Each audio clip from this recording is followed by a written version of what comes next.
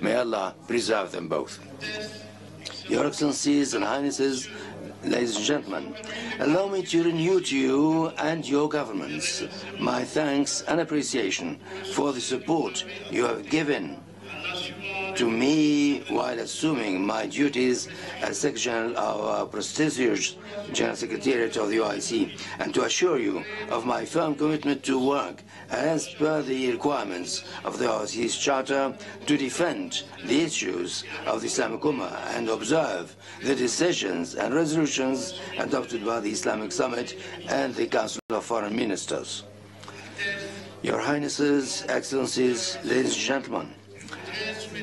I would like to welcome the distinguished representatives of the international bodies and regional ones, partners of the OIC. Their presence is a testimony of the interest they attach to the role of the organization in contributing to peace, security, and development worldwide. The OIC is satisfied with the dialogue and cooperation it entertains with them all. Your Highnesses, Excellencies, ladies and gentlemen, our present session is being held under the theme of a partnership for unity, justice and development, a theme that is quite topical for the achievement of the aspirations of our peoples, with the OIC in this particular conjuncture in which the Islamic Ummah finds itself confronting multiple types of challenges. Today, the Palestinian cause, the OIC's central issue, is still facing severe challenges with the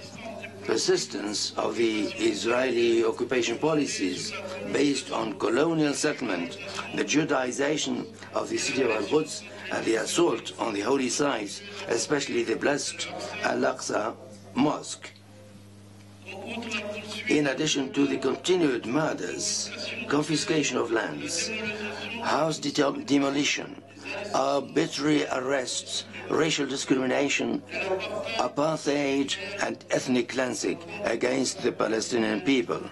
These illegal practices constitute a flagrant violation of the relevant international law, covenants, and resolutions. The perpetuation of these Israeli crimes and attacks against the Palestinian people, their land and their sanctities, makes it imperative for us to strengthen the spirit of solidarity and joint Islamic action and realize the political will through diplomatic efforts in international fora in support of the rights of the Palestinian people and confronting attempts to change the historical and legal status of the city of Al-Quds Al-Sharif with firmness in implementation of the relevant resolutions adopted by the successive summit and CFM's resolutions. The issue of Jammu and Kashmir is also a just cause that has not found a solution for such a long time. And we oppose the illegal actions by India on August 5th, 2019, to change the internationally disputed status of Indian-occupied Jammu and Kashmir. In last November, a high-level delegation from the General Secretary of the OIC, led by the Assistant Secretary General for Political Affairs, Special Representative of Jammu and Kashmir, with the participation of the Assistant Secretary General for Humanitarian, Cultural and Social Affairs, effected a visit to Pakistan and Azad Jammu and Kashmir within the framework of the implementation of the mandate entrusted to the General Secretariat under Resolution 1047 on the dispute of Jammu and Kashmir as adopted by the Council of Foreign Ministers. On the other hand, the report of the submission session in question is submitted for your attention. The OIC is called upon to redouble its efforts in support of the people of Jammu and Kashmir, including their rights to self-determination, in conformity with the resolutions of the Security Council of the United Nations. The developments of these issues will be considered by the contact group on Jammu and Kashmir, which will meet here in Islamabad on the sidelines of our meeting. With regard to Afghanistan, we have followed all the aspects and the implementation of the resolutions issued from the 7th Ministerial Council held in Islamabad on 19 December 2021. In Islamabad, in this regard, I've assigned my special envoy to Afghanistan directives to cooperate with the Islamic Development Bank that has graciously prepared the legal framework and the legal fund as established by the CFM. The fund will be officially launched on the margin of this present session. On the other hand, I've dispatched my special envoy to Afghanistan, and he has held broad discussions with the ministers in Kabul concerning the efforts of the organization in the humanitarian, political, and economic field. I submit to your kind attention a special report on the progress achieved in the implementation of the resolution on the humanitarian situation in Afghanistan on the aspects linked to this first visit. Therefore, we shall continue dialogue with the authorities in Afghanistan, with international partners, with the objective to achieve peace, security, and development in this member country of the OIC. With regard to the aggression of the Republic of Armenia against the Republic of Azerbaijan, and a meeting and an agreement was held on November 2020 and put an end to the aggressions. Azerbaijan expressed concern in the face of non-observance of the Republic of Armenia of its obligations as stipulated in the agreement between the concerned parties. The General Secretariat concerned with the delayed settlement of the conflicts, and under the CFM and the International Council will continue its interest of this issue. Excellencies, honorable ladies and gentlemen, the situation in Yemen still causes deep concern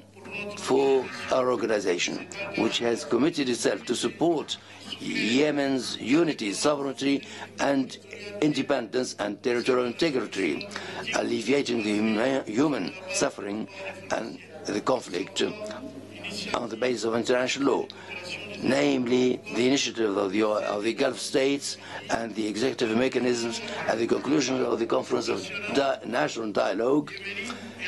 in Yemen and the resolutions of international legality, especially the resolution 2216/2015 of the United Nations Security Council.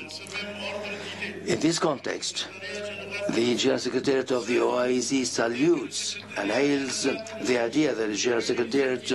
hails the initiative announced by the Ministerial Council of the Gulf States to organize Yemeni consultations at the Saudi capital in Riyadh at the end of the present month. An initiative that will make it possible to fill the gap between the Yemeni brothers and to engage in an action to stop the blood selling, and to continue the action and for the stability and security in the region. In this context, we renew our appreciation to the Kingdom of Saudi Arabia for its unremitting efforts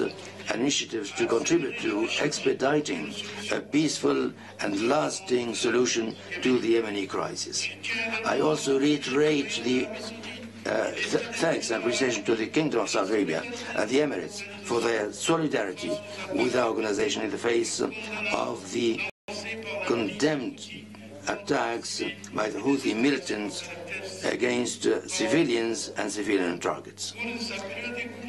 Over the past period, developments in Libya, in Sudan and Somalia have been a subject of continued consideration of the General Secretariat, which encouraged all parties concerned to adopt dialogue, and we today encourage them to redouble their efforts to overcome differences and lay the basis for stability and peace, for development, and to ensure that the interest of their peoples prevails. With regard to Syria, the General Secretariat continues supporting the efforts of the United Nations to achieve a peaceful solution to the crisis in conformity with the Declaration of Geneva and the resolution of the Security Council. With regard to Iraq, the convening in October 2021 of the anticipated early elections represent a positive element that we have registered and that we hail. As you all know, the political and security challenges and developments faced by the Sahel countries, Burkina Faso, Mali and Niger, and the Lake Chad Basin, Cameroon, Chad, Niger and Nigeria, as well as Central Republic of Africa, Mozambique and Guinea, reflects an important interest for the OIC. We underline the need to increase efforts to achieve peace and stability in these regions, and we call on the member states and the OIC institutions, as well as international partners, to help these regions to face up to the challenges confronting them. It is within this framework, to give a new launch for our organization in Africa, including in the Lake Chad and Africa, that I paid a visit in the current month to Chad, Cameroon, Niger and Senegal. And I had an opportunity to discuss with the leaders in those countries regarding these issues and ways and means to strengthen the OIC support to those countries. On the other hand, the delegations, high-level delegations from the OIC General Secretariat, led by the Assistant Secretary for Political Affairs, Dr. Dubey, paid a visit to Abuja to hold discussions with the leaders of the Commission of the OCDAO on ways and means to strengthen cooperation and coordination of efforts so as to contribute to peace, security and development in the region. Strengthening the positive role of organization in Africa requires as well the designation of special envoy. To this effect, I recommend to your August Council to designate Dr. Nasiru Baku Arifari, former Minister of Foreign Affairs of Benin, as special envoy of the OIC General Secretariat for Africa, and I hope that he will benefit of your support. Your Highnesses, Excellencies, ladies and gentlemen, the Republic of Bosnia is facing a preoccupying situation due to certain Serb parties and to their involvement and offensive, and this requires support for Bosnia-Herzegovina to help it preserve its territorial unity, its stability and sovereignty and prosperity. Our organization expresses as well its full support to the efforts in favor of a global and just resolution to the Cypriot issue, and its support with the Turkish Cypriot Muslims in conformity with the Perth resolutions of the OIC. Highnesses, Excellencies, ladies and gentlemen, the well-being and defense of the human rights of Muslim communities in the non-member states in conformity with the principles and objectives as included in the charter of the organization form a priority also in our action. We continue increasing our efforts to this end through visits and dialogue with the leaders of the concerned parties. In this context, we express our profound concern with regard to the situation of Rohingya, and we call on the international community to act in an efficient manner, an urgent manner, to ensure proper conditions for the voluntary return of the people, the refugees, the Rohingyas, to their original homeland. We register our support for judicial action with the International Court of Justice for the recovering of listenings in support of the Rohingyas to put an end to all the forms of violence against them. I should like on this occasion to pay special tribute to Gambia, to the Republic of Gambia, for their frontland role in support of the affairs, and the meeting of the committee today against the violation of human rights against the Rohingyas would allow us to find a solution and to face up to the offensive in this regard. Honorable participants, according to the official reports of the Observatory of Islamophobia in the OIC, the reputation of the Muslim community in a number of countries is subject to defamation at a time when action is increasing against Muslims due to the rise of extreme right. All Islamic states are called upon to act together against such a situation and take necessary measures to fight against racist and xenophobic actions at all levels, and to establish pillars of security and peace. In this regard, we dare rely on the member states to act together with the General Secretariat against Islamophobia. On the other hand, we need to collaborate with all the members of the international community to combat this phenomenon. It is with satisfaction that we have welcomed the adoption in 15th March by the General Assembly of the United Nations of a resolution designating the 15th of March of each year as International Day of the fight against Islamophobia. We express the hope that it will contribute to favor a dialogue at the international level of a culture of tolerance and peace. Our fight against terrorism is also an absolute priority for our organization. In order to face up to this phenomenon, we have established a multidimensional strategy on the basis of international law and the Convention of the OIC on Anti-Terrorism Act, including the question, one of the issues to which we attach special attention. I would like to draw attention to strengthening cooperation between the member states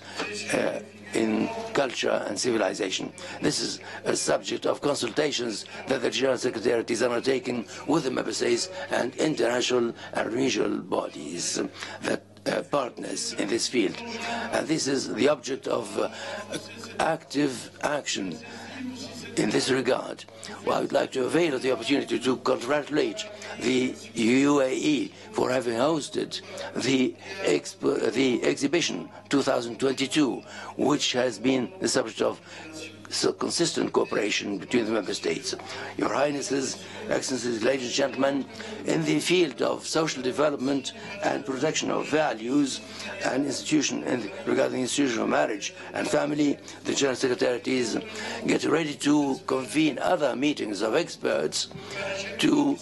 achieve the discussion of the project of Convention of the OIC on the rights of children in Islam, a project that was elaborated with the Permanent Commission and Independent Commission of Human Rights, IPHCR. With regard to the freedom of women and empowering women, I would like to hail the Republic of the Arab Republic of Egypt, the host country of the Organization for the Rights of Women, for having allocated a special building to headquarter to host the organization.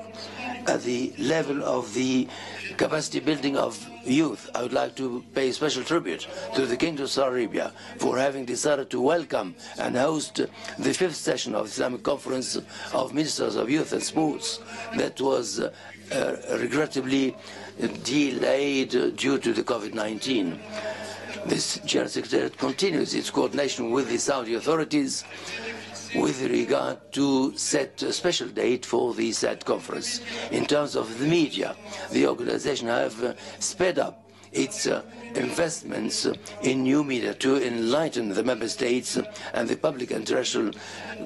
public opinion regarding the vital issues for the Islamic Ummah and for the Muslim communities in non-member states, as well as to educate the world about its projects and efforts in support of the least developed countries to face up to the propagation of the coronavirus pandemic. In the humanitarian field, the OIC General Secretary Service have been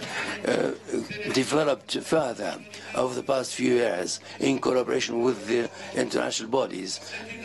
In this regard, I would like to thank all the member states and institutions of the OIC that have contributed to supporting humanitarian action of our organization, particularly the Islamic Solidarity Fund and the humanitarian partners, for most of which I would like to quote the King Salman Center for Humanitarian Action. The General Secretariat has put in enormous efforts to help the member states, the least developed countries, to face up to the pandemic of the coronavirus, to adopted multiple initiatives in this regard, including the opening of a special fund for the reception of accounts of contributions in support of the World Health Organization. In this regard, the Kingdom of Saudi Arabia has made a 20 million real donation in support of this fund for the acquisition of vaccines in coordination with the Salman Center for Humanitarian Action. I wish to avail of the occasion to launch an appeal to the member states to contribute further to this account to finance the purchase of vaccines for the benefit of the least developed countries in the OIC. Your Highnesses, Excellencies, ladies and gentlemen, 2 years have passed by and we have not yet been able to get out of the COVID pandemic. Due to this pandemic, measures taken during this period, our countries have faced economic difficulties and a drop of exportations of tourist activities. Based on this fact, the post-corona action occupies a special place in our action. In this regard, our organization has paid particular action for the implementation of these programs and economic projects in agriculture, in rural development, food security, employment and protection, social protection, and strengthening exchanges in trade and encouragement of investment in order to ensure the realization of the objectives as announced in our action program OIC 2025. Bearing in mind the importance of cooperation in the economic and trade fields between the member states and within the framework of the implementation of the resolutions issued by your council to organize a forum on investment in Africa, I've accorded particular attention to this issue and am about to finalize the details of which I will inform you in due time. I'm happy to inform you also that the 8th session of the Islamic Conference of the OIC on food security and agricultural development held in Istanbul in the Republic of Turkey on 25th-27th October 2021 has given a new impetus to cooperation in the sector. The ministers have adopted 3 programs of the OIC for agricultural development and strategies such as food stocks and rice and other products.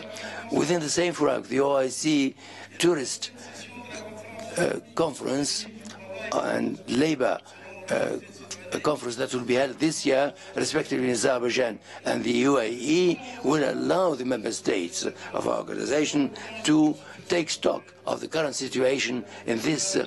particular sector and to elaborate a common strategy such as to enable us to face up to the challenges and alleviate the adverse effects of the coronavirus on the sectors of tourism and labor. Excellencies, Highnesses, the OIC has intensified its action in favor of strengthening cooperation between the member states in order to ensure the progress of its agenda in the field field of science, technology, higher education, health, water and environment as fundamental pillars of the strategy of the OIC for the eradication of poverty, of disease,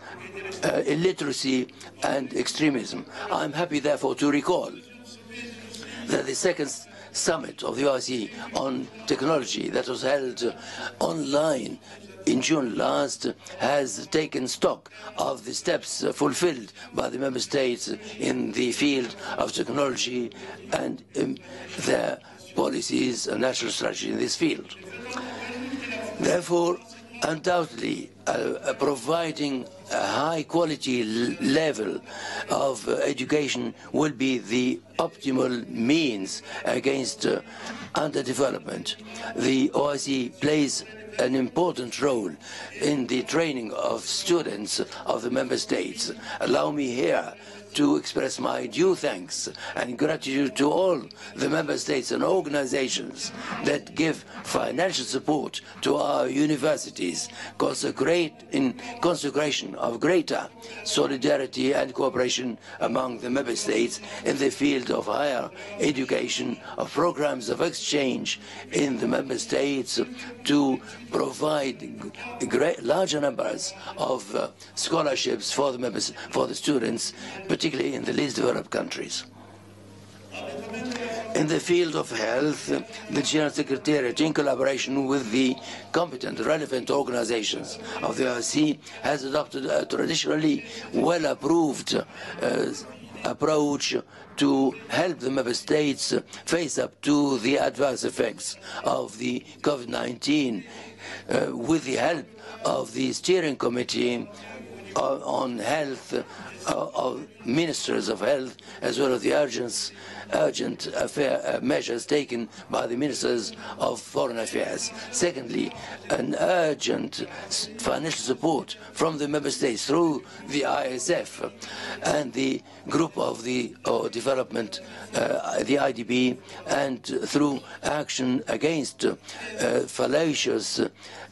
media propaganda. Within the framework of legal convention and statutes adopted by the Islamic meetings and the Council of Foreign Ministers, represents the framework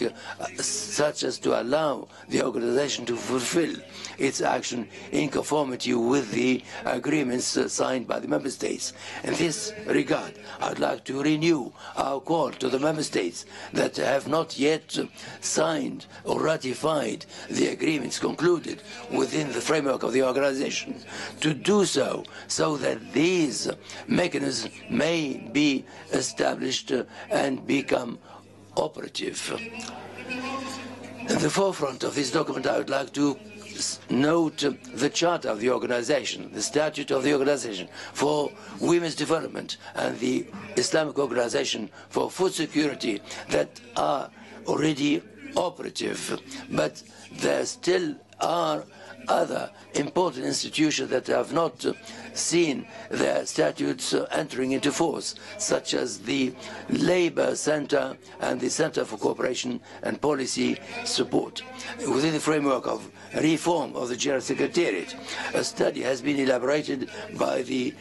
Public Administration Institute in collaboration with the General Secretariat. The study has led to the elaboration of an organigram, a project for the General Secretariat, which are reflected in the annexes of my present report to this August body. The General Secretariat, in implementation of the resolution of the OIC Foreign Ministers Conference, has held expert group meetings to elaborate new rules and regulations and to amend certain procedural rules. The General Secretariat has elaborated a draft resolution to govern the work of the contact group and another one to govern the OIC offices abroad. The members of the committee and the statute and the rules of regulation of the OIC. Your Highnesses, Excellencies, ladies and gentlemen, the applications for observer status and consultative status are increasing day by day. with the increasing number of requests submitted by the General Secretary, received by the General Secretary from non-member states and international organizations and humanitarian organizations. We are gratified of this interest of these members, and I express the hope that I will have your support to find the appropriate formula for the granting of observer and consultative status for the applications where the requests are submitted by parties that meet the conditions in conformity with the mandate submitted to us by the 47th session and the Council of Foreign Ministers. The Program for Action 2025, as adopted by the former Council, constitutes an optimal framework that brings together the objectives and the activities on vital fields for the member states. Concerted efforts must be put in by all to implement effectively the said program.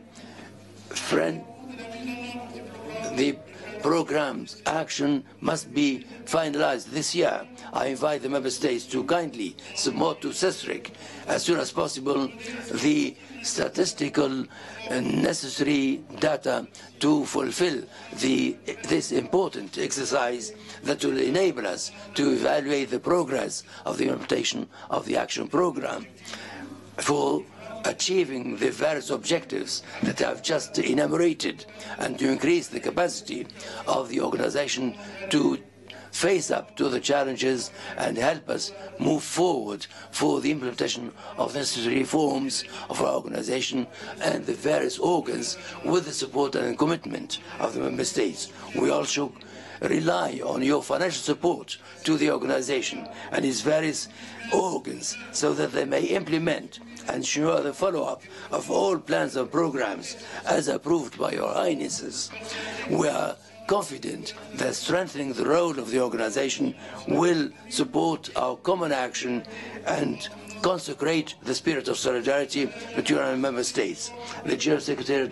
continues its efforts with the competent authorities in the Kingdom of Saudi Arabia for the implementation of rules and procedures of the arrears of certain member states, for which the government of the Kingdom of Saudi Arabia has taken the initiative to settle their arrears within the OIC, within the framework of this continued assistance to the organization. These arrears represent an obstacle that prevents the organization from fulfilling its duties. These urgent commitments will be covered thanks to these donations, and we call for further support from the member states and the IDB. I wish to underline that the General Secretariat, within the framework of the implementation of recommendations of the Permanent Finance Committee, will work in consultation with the Chairman of the Permanent Finance Committee and Chairman of the Control Office to implement the rules and regulations and the recommendations, and we are actually looking into all the various items to prepare for the budget in a manner that takes into consideration the opening of the budgetary exercise in January and its closure in December, in conformity with the rules and regulations and procedures of the Permanent Finance Committee, CPR, as well as the rules and procedure of the finance control organ. In this context, the General Secretary will spare no efforts to implement the recommendations of the finance control organ issued by the 42nd session to strengthen transparency of the financial action. I should like to underline a proper and equitable geographic representation in the